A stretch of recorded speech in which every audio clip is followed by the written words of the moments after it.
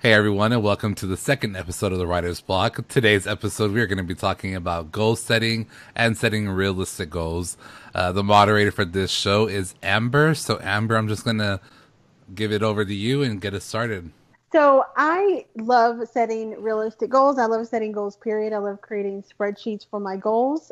So today I just kind of want to talk about how we could set realistic goals, how we can make sure that we are, being the best writer we can be and hitting all of the milestones that we can hit. So I kind of wanted to see what you guys think of that. What kind of goals do you guys hit? Abel, what do you think about that? Just overall goal setting, I am trying to get better at it. I normally, the only kind of goal set that I'll do is like a word count. I know about how long I want my books to be because I write YA, so YA tends to be under. It's definitely under like 100,000. It's not like a fantasy book, so my sweet spot's probably about 65,000 words. But usually after an edit or two, it will go down or it will go up about 75,000. So I've had it trimmed down to like 40,000. I'm like, oh my god, I have to go write. After like a couple of edits, it's gone down that far. But usually goal setting, that's kind of the only thing I do. And then recently, you gave me a spreadsheet that you and Julie use, and it kind of helps. It kind of breaks it down by day. You put like how many, what is it? You put the word count and like how long your like deadline is, and every day it gives you like what you need to write, and then it will tell you like if you write over one day and you write under one day, like what your overall progress is, and that really helps. Although I'm not very good about updating that every day, just because I forget that I have it, but I'm going to try I'm going to try it fresh when I start my next project. So that's kind of the only goal setting I do. I don't do like any kind of like I don't like break in my book and say, okay, I want to have this draft done by this day and this done by this day, and I don't want to, I don't want to have 3 chapters done by tomorrow. I don't really break it down like that. Julie, how do you do your overall goal setting? I definitely set goals every day that I write. I don't write every single day, but when I do write, I definitely have goals. So I started off when I'm writing, I have a 2,000 word a day goal, and that's kind of my standard is to hit 2K.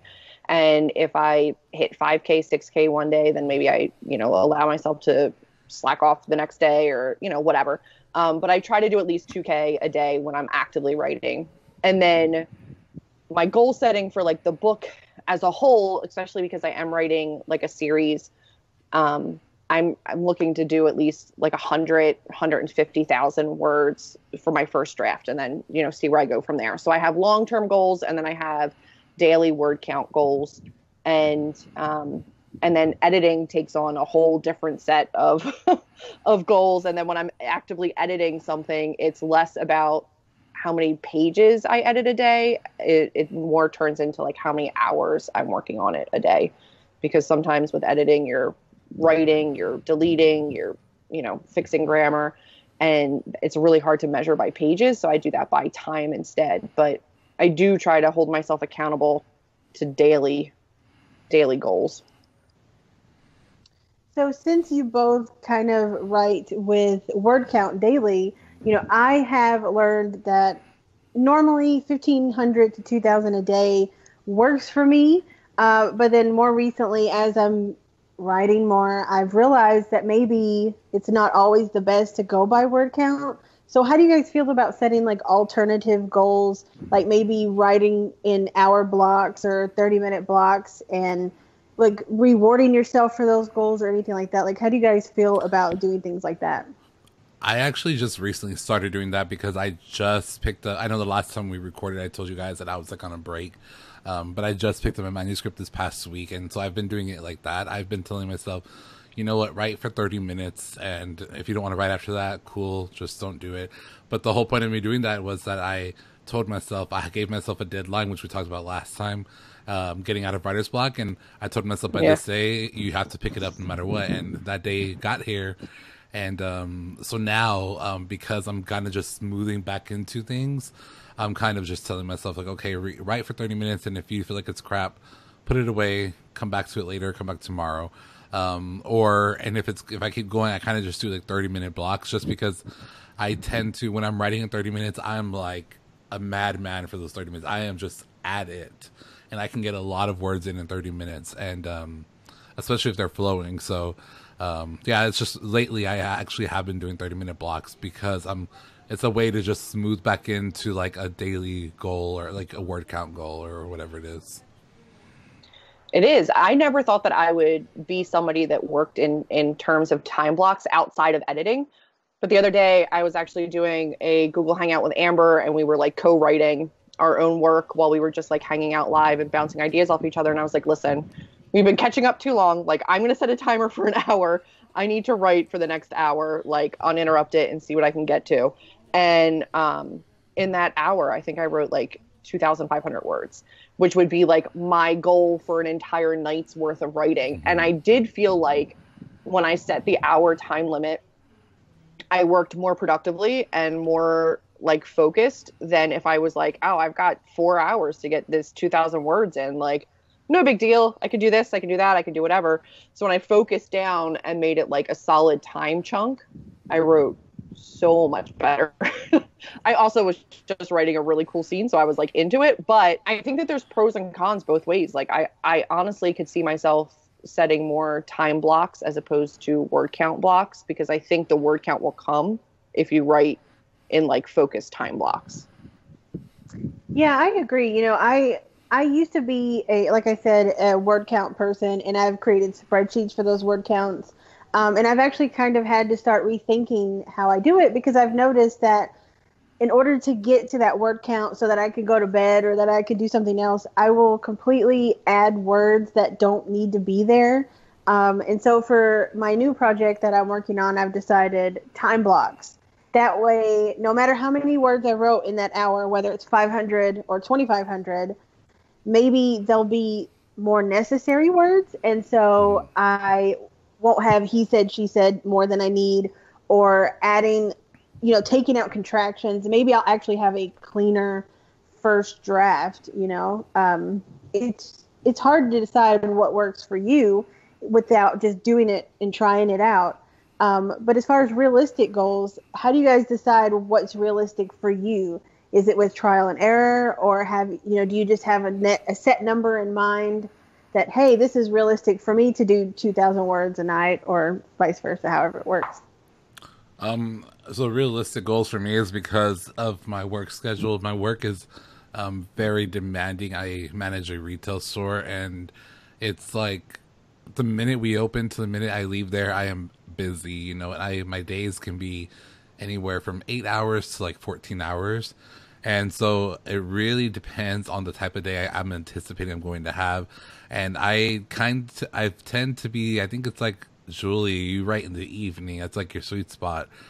And that's normally when I have this creative like outburst, like probably around this time that we're recording, around 8 p.m. to like 10 p.m. I have this like, it's just my brain is just flowing.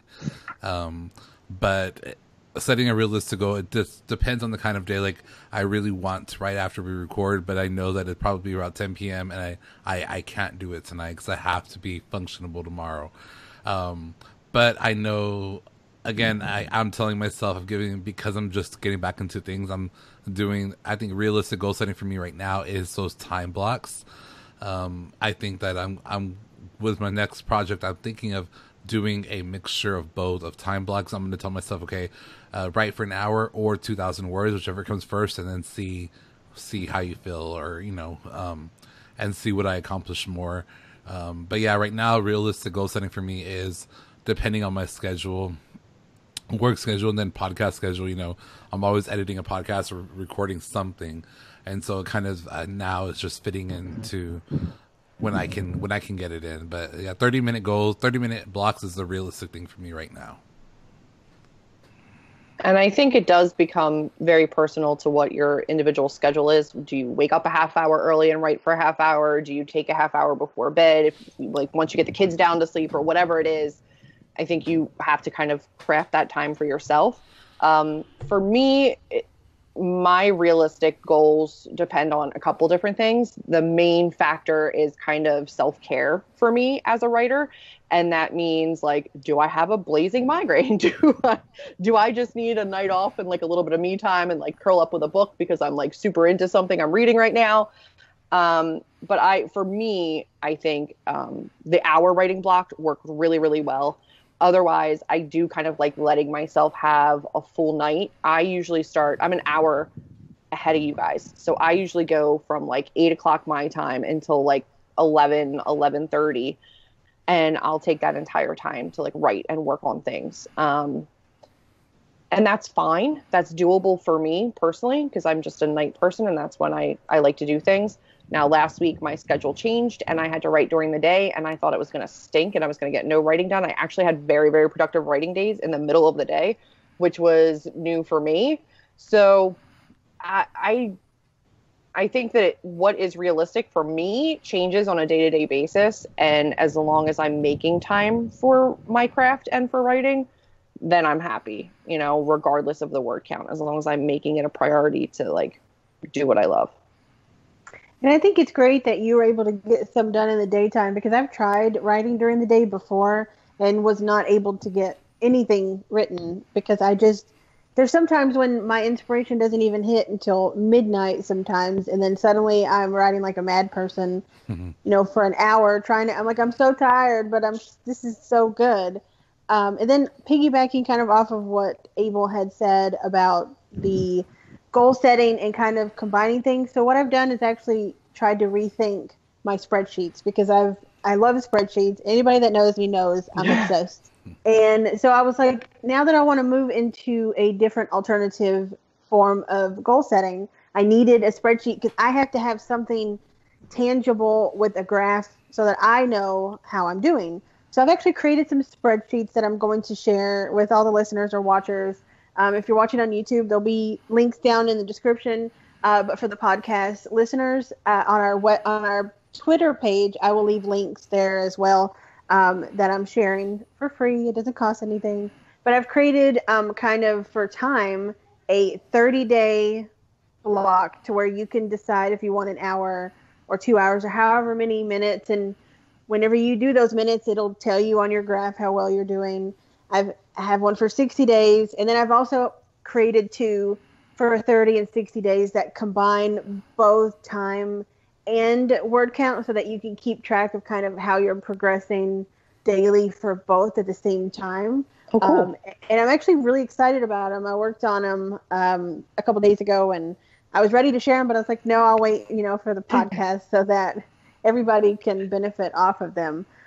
So do you guys benefit more from spreadsheets, or just keeping track of it, in your head? Like, oh, I did my 2 hours today, I'm good. So again, I'm just getting into spreadsheets. Really, you and Julie, I saw what y'all were using. You made me one, and so I used it for a good couple of months consecutively. But I fell off the wagon with it, and I'm going to use it again, because it does help that it's right there in your face every time. Before that, though, what I would use is just like the Scrivener, and that's a writing app. If you don't know, Scrivener has like your target, and then you can do like your session target and your overall project target, and like it just, that would help me every writing session, just seeing like I'm getting closer to at least one of my targets, right? And it turning green from like that ugly yellow and orange color is like everything. It's like you get this feeling of like, oh, thank God. And so that's kind of what I've been using right now. But like Julie, you were saying a little while ago, like everyone has that sweet spot, and I tried that whole like waking up early every morning. There's this book by Hal Elrod, and it talks about the miracle morning, how everyone can wake up like an hour earlier every day, and it's an hour from whenever it's an hour from when you normally wake up. So let's say your normal wake up time is 10 a.m. and they say wake up at 9 a.m. And I'm like, okay, well, my average wake up time is anywhere from like 4 a.m. to 6 a.m. I'm not waking up at 3 a.m. I guarantee you, I wake up at 3 a.m. to write, I'm going to be pissed off. I'm going to be killing off all of my characters. And, you know what I mean? And I tried that. And the whole thing is also in his book, he talks about like not hitting snooze, because when you hit snooze, that's you're telling the universe that you're not ready for the day, so you're already starting the day behind.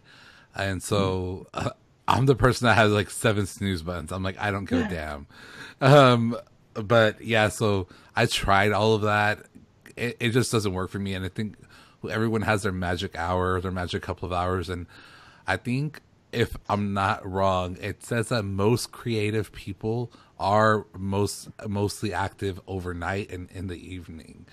Like, if you think about like artists and musicians are always like on Instagram recording in the studio at 3 a.m., 4 a.m. And I read it, I don't know what book it was from, but most artistic people do have the most creative influences in the evening. And I don't know, that's just strange. And I just wanted to share all that. But yeah, so that's kind of overall on my tangent. But yeah, I'm done with that.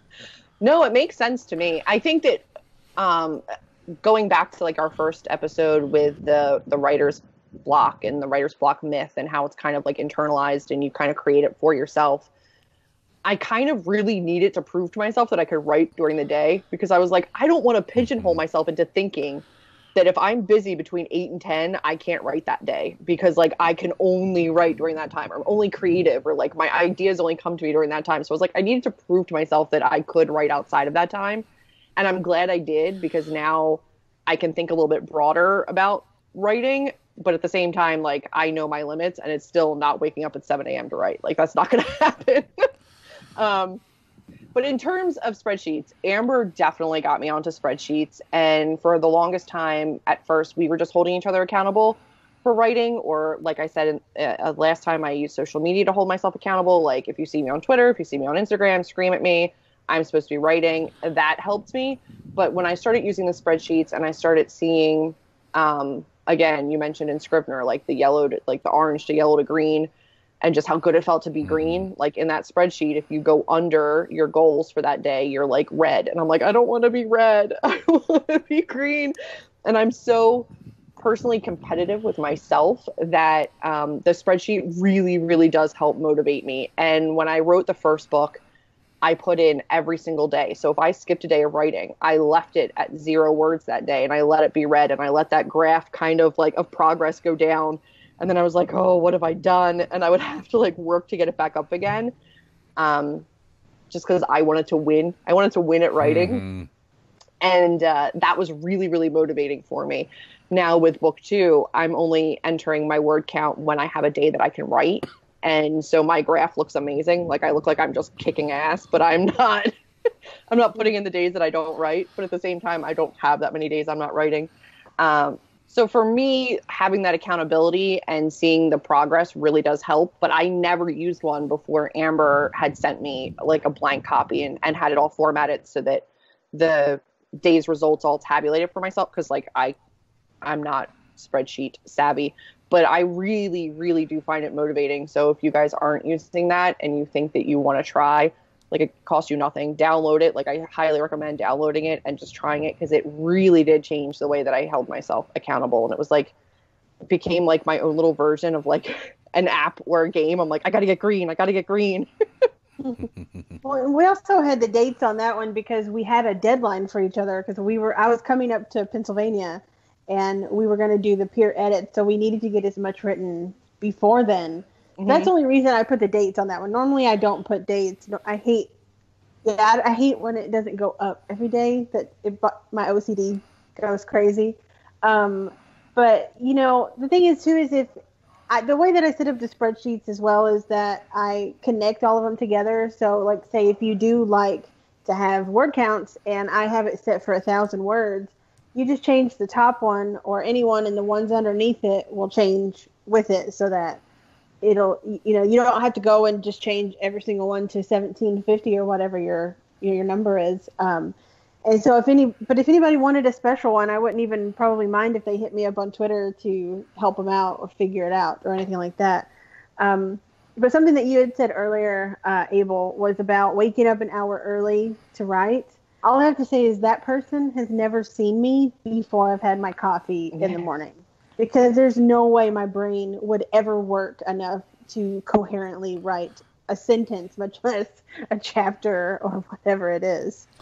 Yeah, and that was overall the book. He doesn't really just say wake up an hour early to write. It's like wake up an hour early to make time for yourself. So he says like wake up an hour earlier to have yourself that coffee, to get your day an hour early, like start an hour earlier, because people always say like, where do I find more time? You know, where can I don't have enough time in the day. Well, there is enough time in the day if you wake up an hour earlier. And it's like, no, I don't need another hour to be awake and miserable. Because I know, because if I'm awake that hour earlier, I'm gonna go to bed an hour earlier that night. Like I'm gonna still lose it, you know. And what's funny is I actually set my alarm. I don't have to get out of bed until 7.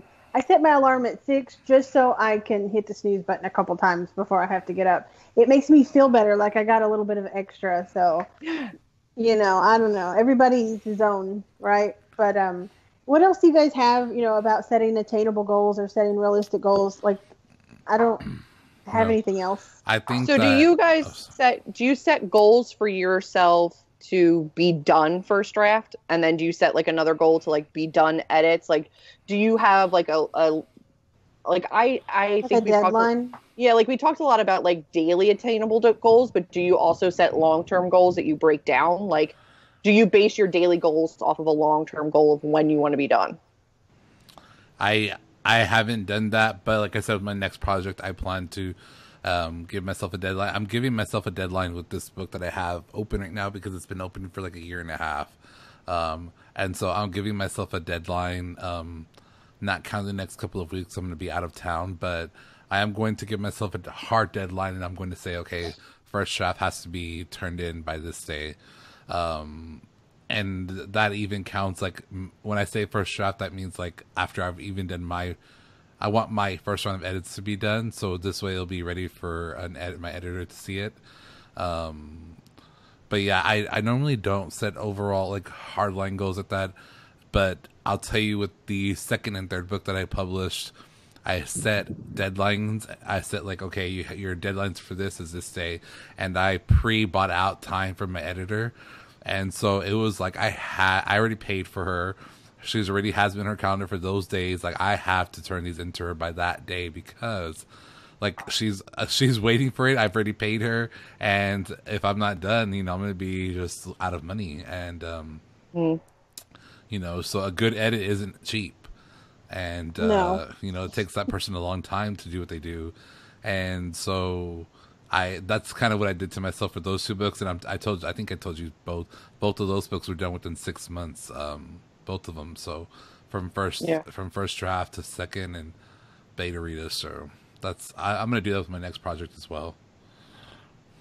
Yeah, I think if I have a hard set, deadline, I think if there's some kind of consequences to that deadline, and it's not just something I said, oh, I just want it done by the end of May. But if there's something I really have to do, like Abel said, paying for, your editor, I think I could work with those. But as soon as my brain says, oh, I'll do it by the end of May, my brain says, oh, now you have to do it, and now you no longer want to. And, so then I don't want to do it anymore. And then it becomes like just torture. But I have noticed that competition works really well for me. Because when you, Julie, were putting in those words before I came to Philly, I was like, well, I have to put in those words because she put in those words. And that really actually helped me a lot. Yeah. I definitely, again, like my competitiveness with myself, I definitely set those kinds of goals. Like I gave myself a month to get done, like a round of edits and print out and look over it again. And I did it in like a week. I was like, I am going to kick my own goals butt. Like I was in it. I was like, okay, by the end of this month, I'm going to have it done. And then I was like, nope. And I do that for like buddy reads and stuff too. I set like 7 days and I'm done it in 3 because I'm just like, I have to keep going. I have to win at whatever I'm doing. So for me, those long-term goals definitely help. And I usually set them longer and larger, knowing that I'll compete with myself and bring them down and do it sooner. But I think that the real problem for the majority of writers is those daily attainables. Because like, if you sit there and you just say like, I have to finish a whole first draft, I have to finish 100,000 words, and you don't break it down daily, you're in your own head then, and then you're psyching yourself right out of it. And you want to cry every day and all the time.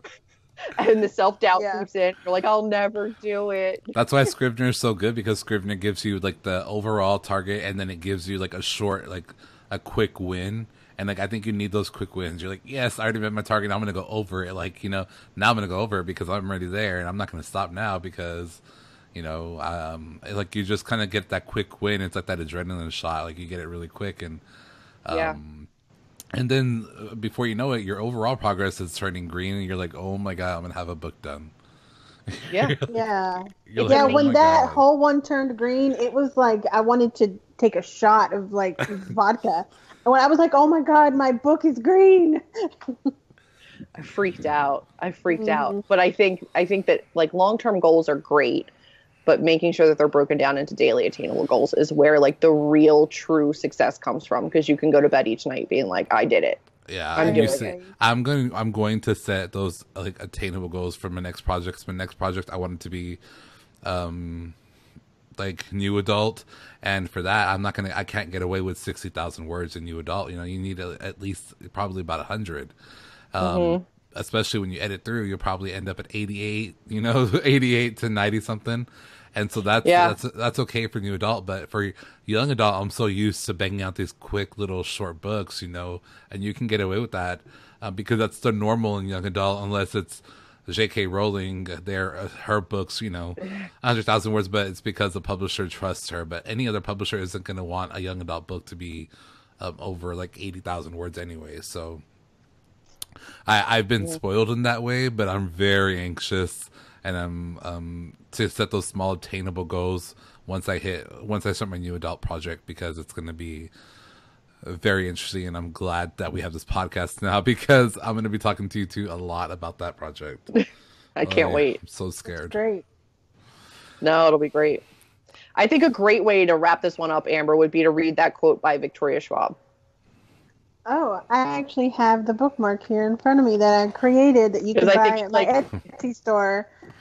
Little self plug there. it's perfect though for this topic. So Victoria Schwab on her Twitter posts something. I think she even has it pinned to where because she goes back to it a lot. And she says, "I'm not writing a book. I'm writing a chapter. I'm not writing a chapter. I'm writing a page. I'm not writing a page. I'm just writing a line." And so you can get this bookmark if it helps you at my Etsy store. But I think that helped me the first time I saw it, because I said, "Yeah, I'm just writing a sentence. I don't have to worry about anything else. Just focus on the sentence I'm writing." And it helped a lot. I agree. Yeah. All right. Well, that is it for the second episode of the Writer's Block. This video will be on Amber's channel. The audio will be on pretty much every digital platform that you can find podcasts. And stay tuned for the next episode, where we will be talking about author platforms. And that will be out in a couple of weeks, and it will be on my channel. So we look forward to seeing you there. Thank you guys for joining us, and we'll talk to you in a couple of weeks. Bye. Bye.